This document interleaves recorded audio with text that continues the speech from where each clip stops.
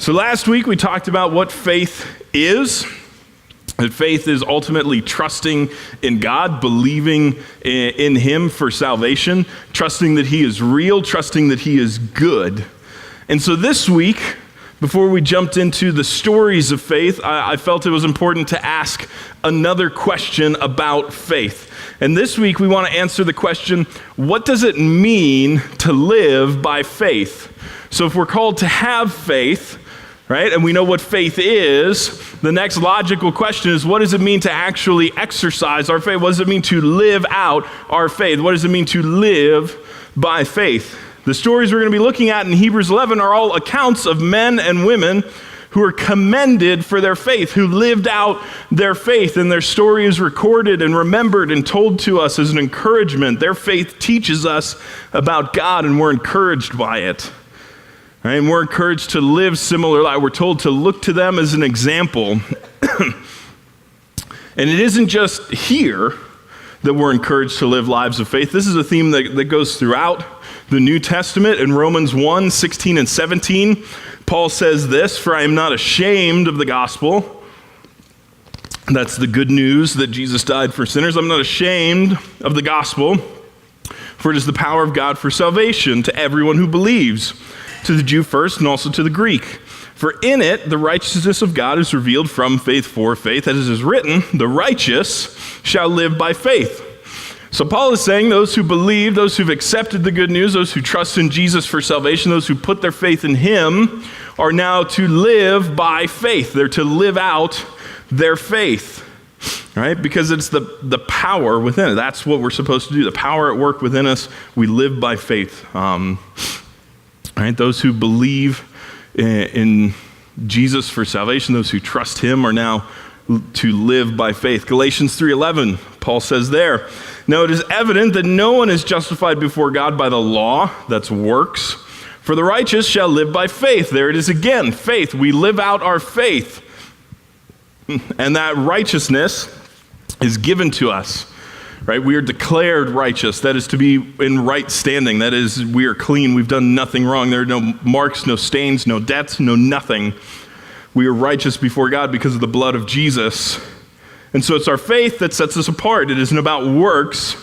It isn't about what we have done, but it's about our faith. Salvation, right, isn't dependent upon us. It's dependent upon what Jesus did on the cross. We are saved because we trust in what Jesus did on the cross and His sacrifice for us.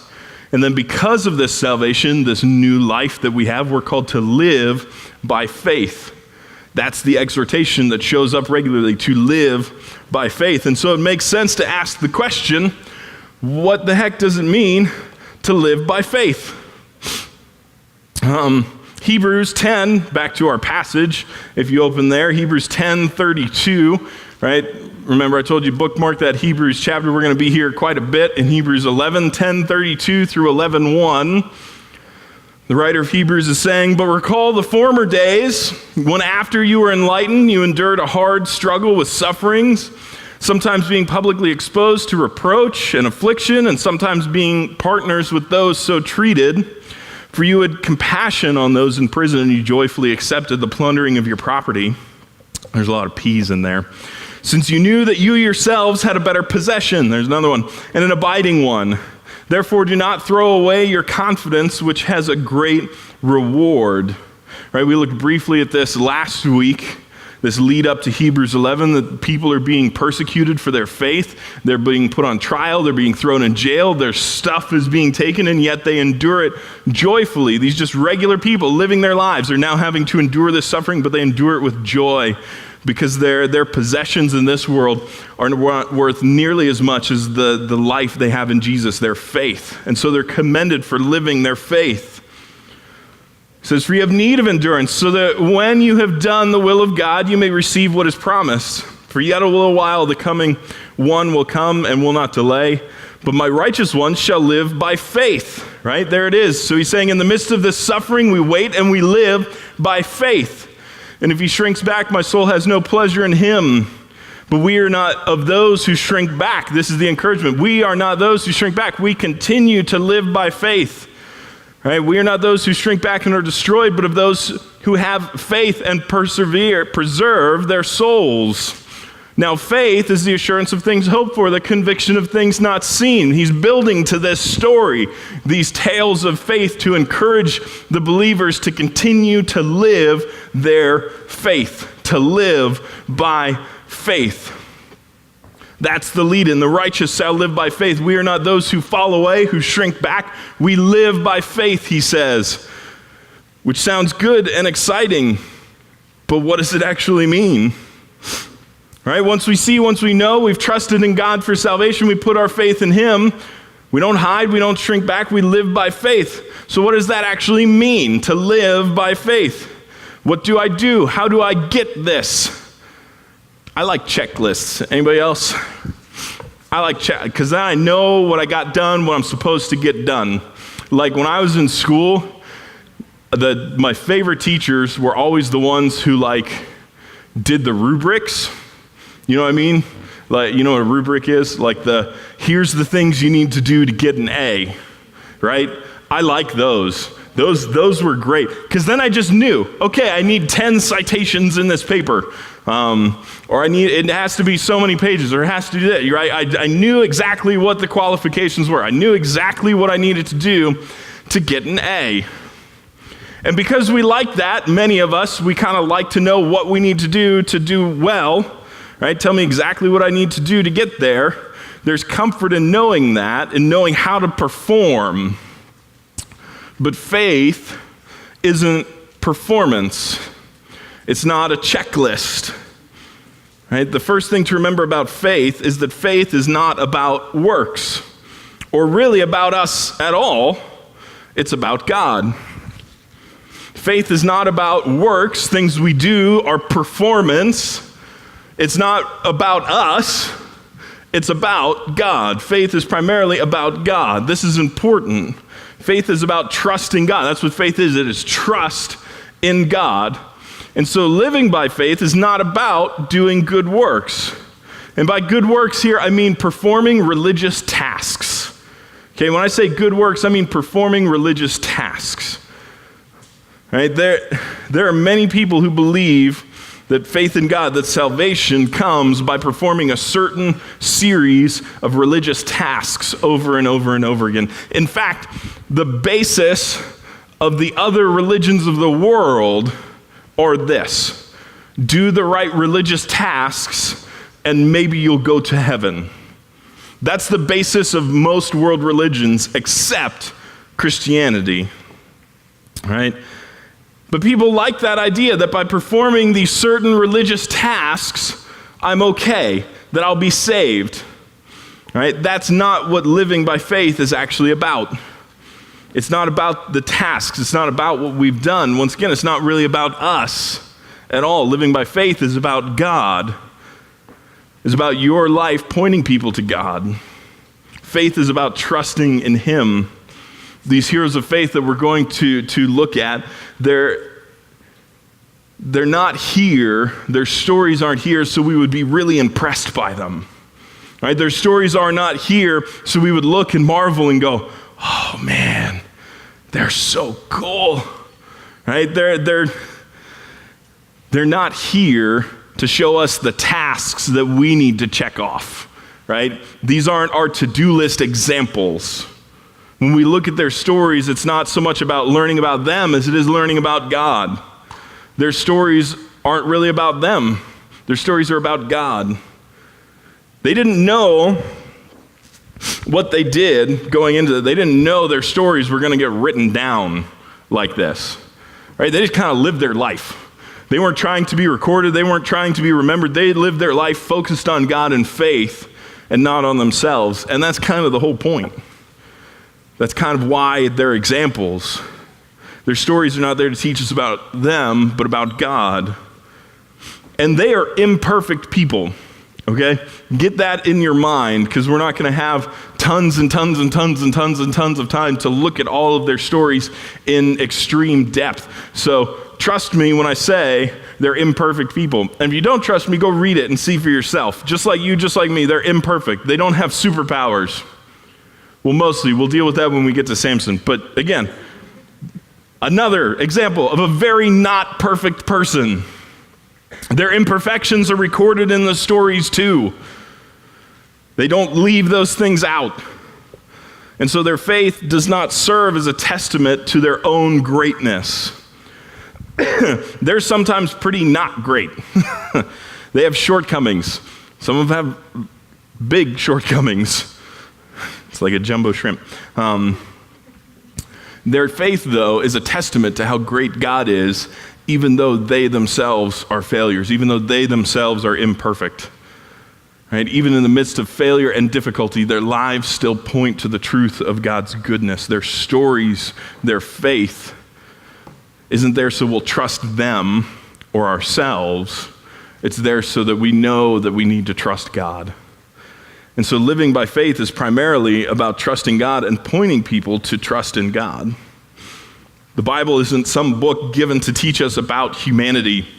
There seems to be this great desire in society today to look within to find truth.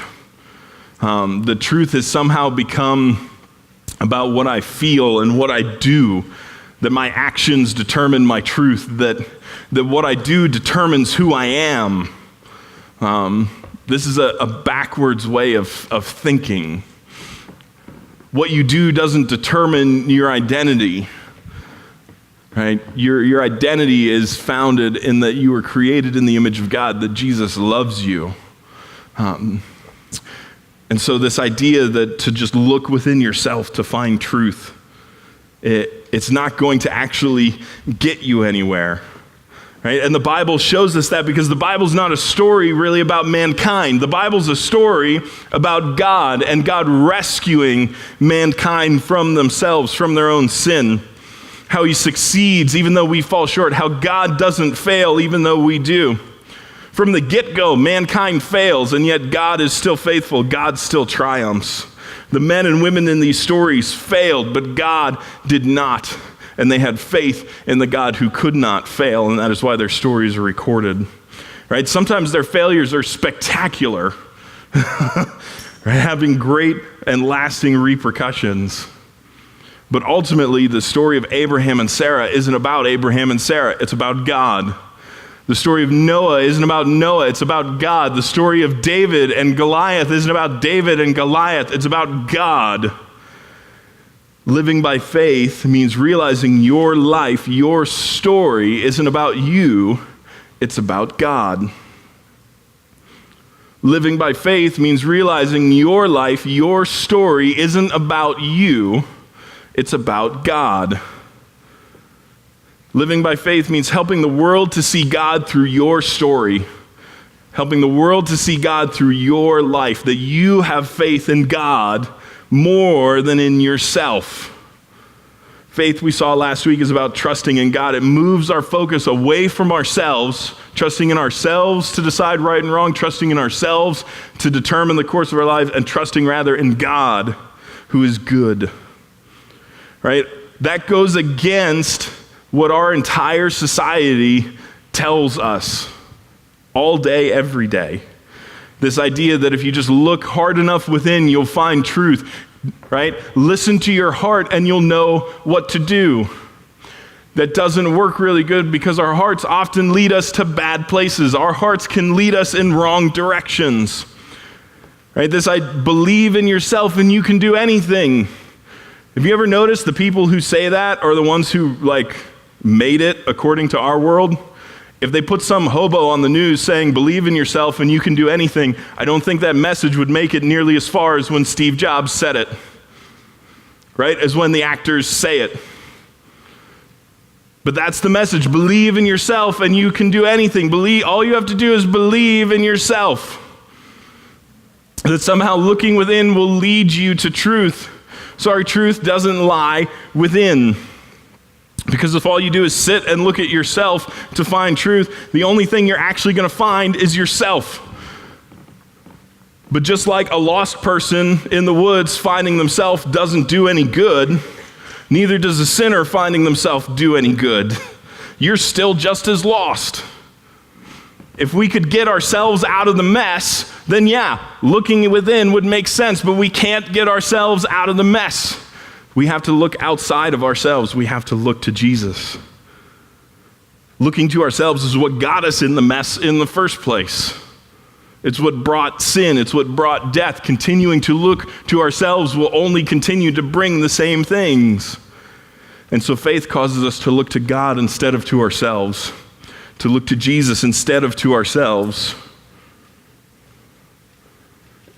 And as we saw, faith teaches us who God really is.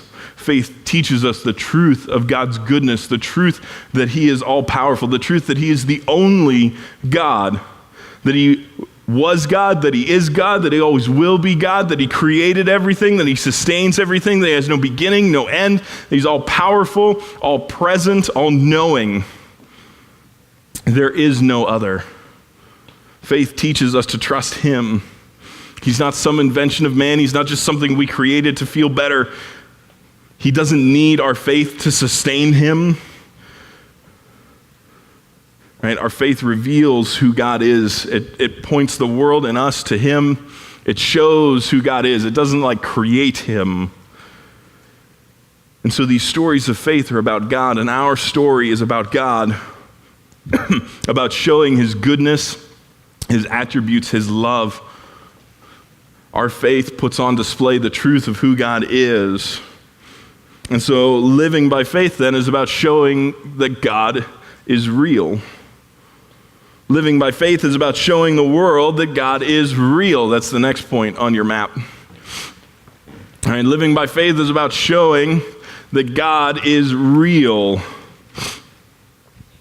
All right, that was one of the things we learned about God last week, that our faith teaches us that God is real, that he does exist. He's not some creation. He's not some wishful thought. He's not some, oh, wouldn't it be nice if? No, he exists. He is there. He is all powerful. He has always existed. He created everything out of nothing. Do you live like God is real? Do you live like God is real? If you've put your faith in him, if you trust in him for salvation, do you live like he is real? Like he's there? That he's really God? Like he is eternal? Like he is all-powerful? Do you live like there is eternity after this? When you pray, do you pray like God is real? When you pray, do you pray like God really does hear your prayers? Because I have to think that if we pray knowing that our prayers are heard by the God of the universe, it would dramatically shape our prayer life. It would dramatically change our priority in prayer. Many times prayer is the last thing we go to. Oh yeah, I guess I'll try that.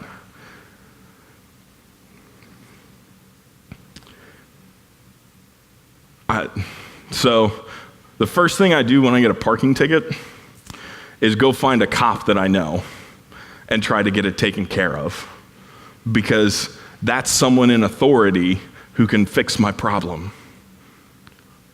If we thought God was real and had absolute authority, would we not run to him quickly if we really lived like he was real and he had authority and could change things? How would that change how we interact with God? How would that change our day-to-day life if you lived like he was real? When you give encouragement to your friends who are struggling, when somebody comes to you and doesn't know what to do and they're desperate and they're hurting, do you point them to a God who is real? Or do you feel like, I don't know what to do in this moment? Can you show them a God that you have faith in that is bigger than anything that they can face? Or are you not sure? Do you point them to a God who loves them no matter what? When you face difficulty, do you look and see a God who is still in control in the midst of that mess? And do you live your day-to-day normal life like God is real? If you don't, how would your life change if you did? Do you live like Jesus died for sin? If God is real and Jesus really did die and really did spill his blood to rescue us from sin, do you live like that's true? See, it took the blood of the only perfect Son of God to pay for sin. Jesus had to descend from heaven, It's not a simple thing. Take on flesh, live a perfect life, die in our place in excruciating death to pay the price for sin. Do you see how significant the sin problem is? And yet our society at large does not concern itself with the reality of sin. They embrace it as normal and good. There's award shows for pornography. Do you realize the depravity there? Do you realize that they are celebrating as an affront to the blood of Christ? Our music, our culture, our movies teach that sleeping around is normal, that somehow waiting to have sex until you're married makes you different. That's a different I'm okay being. Right? That doesn't make you a loser. It doesn't. That's what God calls good and right and normal. Our culture teaches that underage drinking and getting drunk is just a normal part of the high school experience, that drugs are no big deal. Here's Canada going and legalizing weed, and they're putting it in airports for people as soon as they get off the plane like it's some big joke. It took the blood of the Son of God to pay for sin. Sin is never a joke. Sin is never something we should treat casually in our lives. It took Jesus' blood to separate you from your sin and unite you with God. Why do you keep running back to the sin? Why do you keep running back to the emptiness and the brokenness? If you believe that Jesus died to free you from sin, why do you keep running back to it? That's like someone finding you in the woods stuck in a bear trap, getting you out, and you going, thanks, clink. It's what we do. Why? Because we don't believe he's real. God himself had to show up in the flesh to separate us from our sin. He had to die in our place to separate us from sin and unite us with himself. Do we live like that's true? Faith trusts that God really is God, that his word really is his word, that he is real. Do you live like that? Faith trusts that God is in control, that he is good even when we don't see it, even when it's tough. Do you live like that? If you have faith that God is real, wouldn't that change how you live your life? It would have to, wouldn't it? It would have to. Do you live like God is real? Do people see in your life and understand from the way you live that God is real? Or do you look like everyone else with your hand caught in a bear trap? Do you look like everyone else? Faith in God won't let you blend into the world. Faith in God won't let you just blend in to the world. Do the people in your world see in how you live, in how you talk, in what you say, and how you interact with others, the truth that God is real? Hebrews 11:6, without faith it is impossible to please him, that's God. For whoever would draw near to God must believe that he exists and that he rewards those who seek him.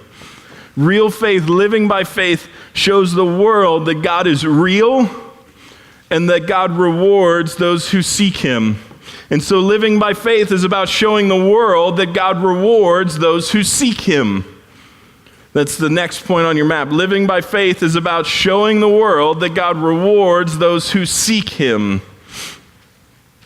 We follow God because it is to our benefit to do so. It's a beautiful thing. We have faith in God because it's to our benefit to do that. We benefit by having faith. We are the beneficiaries of faith. Right? Not following God means missing out. Following God doesn't mean that we miss out. It's the opposite. Right? The world often gets this messed up. They think that somehow following God means you're going to miss out on all these fun things. Once you realize that sin is getting your hand caught in a bear trap, it's not super fun anymore. Once you realize that there's an option that is not sticking your hand into a bear trap, it sounds pretty good. Faith means we win. Faith means we benefit. The reward for faith is greater than anything else you can get in this life. Because the reward for our faith is God. You get God. That's the beauty of it. The reward for seeking God, for trusting Him, is Him. There is no greater reward than that. When you follow Jesus, you get Jesus. That's a pretty good deal. Why do I trust God? Why do I have faith in Him? Because it's to my benefit to do so. He's not a myth. He's not made up. He's not some fictional thing. He's not just something there to make me feel better when I'm sad. He's real, and I benefit. He's not a good luck charm. It's not like I'm doing I'm not really sure if there's anything beyond this life, but rather than chance it, I'm just going to believe in something rather than believing in nothing. No. I benefit from faith. God is real. I see the evidence in His creation in the world. I see the evidence of His goodness, His power in my life. I see the truth of who He is in His Word.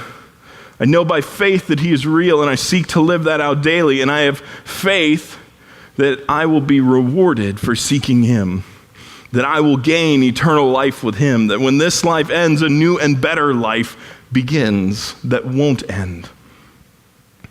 See, that's the point of eternal life, is that we get to be with God. Because here's the thing, technically, everyone has an eternity waiting for them.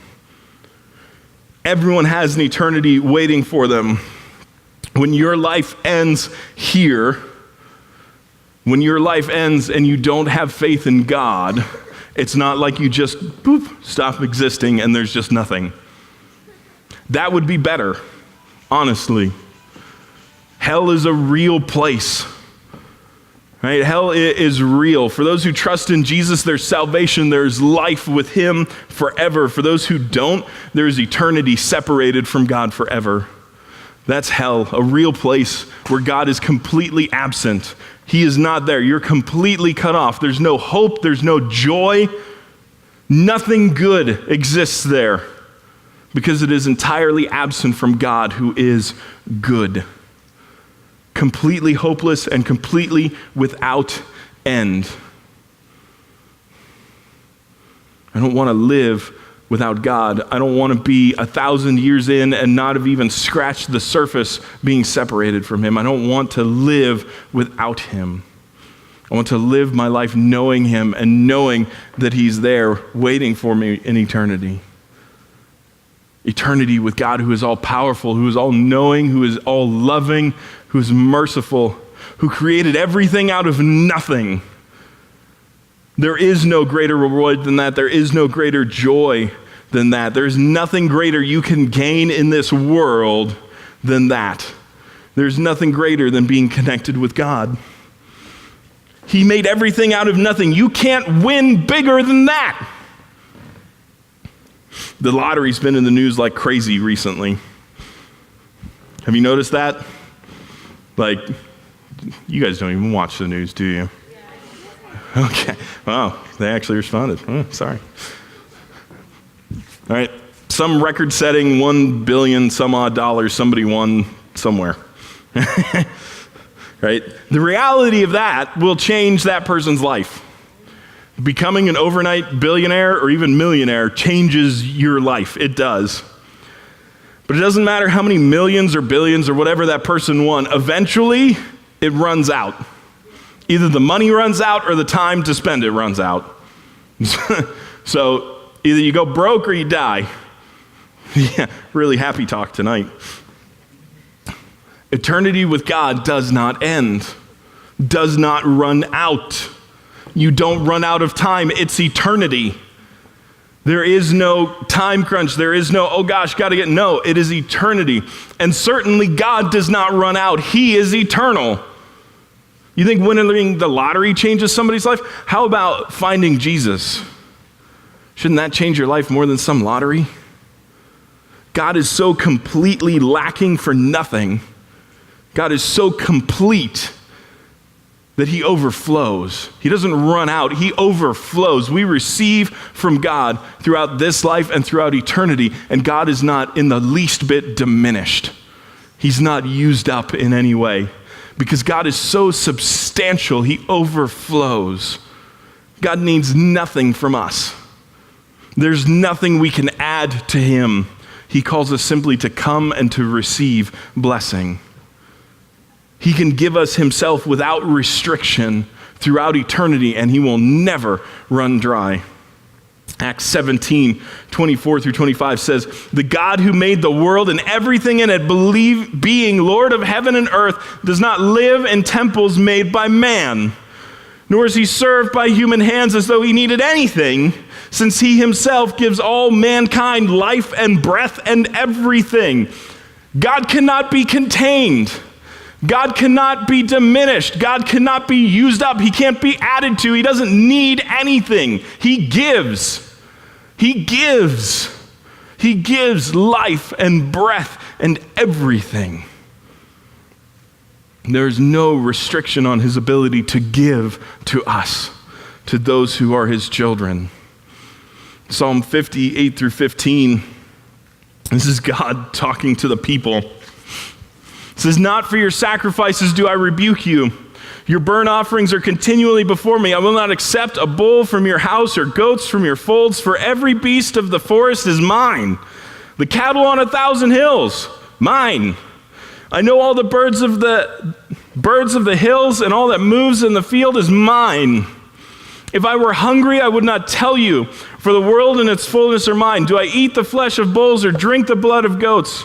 Offer to God a sacrifice of thanksgiving. Perform your vows to the Most High and call upon me in the day of trouble. I will deliver you, and you shall glorify me." God is speaking about Old Testament sacrifice and reminding people that he doesn't need the things they're giving in sacrifice. It's not like God's fridge is empty and he needs some ground beef, so he needs them to sacrifice. It's not like God is craving lamb chops. God doesn't need anything. He says, "I made it all. It's already mine. If I were hungry, I wouldn't ask you to feed me." That'd be like you asking your dog to make you a sandwich. It's really not going to work. No matter how cute the picture of a golden retriever trying to butter bread might be, it's just not, it wouldn't make sense. You'd never get it. If God were hungry, he would not tell us. He doesn't need anything from us. The invitation, rather, is to come and to receive, to know his goodness and glory. The call to live by faith is to live knowing and experiencing the goodness of God, is to live trusting that God is real and that he rewards us with himself. Do you see how good God is? Do you see how good he is? Do you see what he has given you? Do you see the truth of who he is? Do you see that he is real? Do you see why these stories aren't about these men and women? Why they're about him? Why they're about the God who called them to follow him, to live by faith, to trust him? Do you see the reward for faith? That they were not concerned with or seeking this world, they were seeking God, and they found him. They received their reward. Will you live like God is real?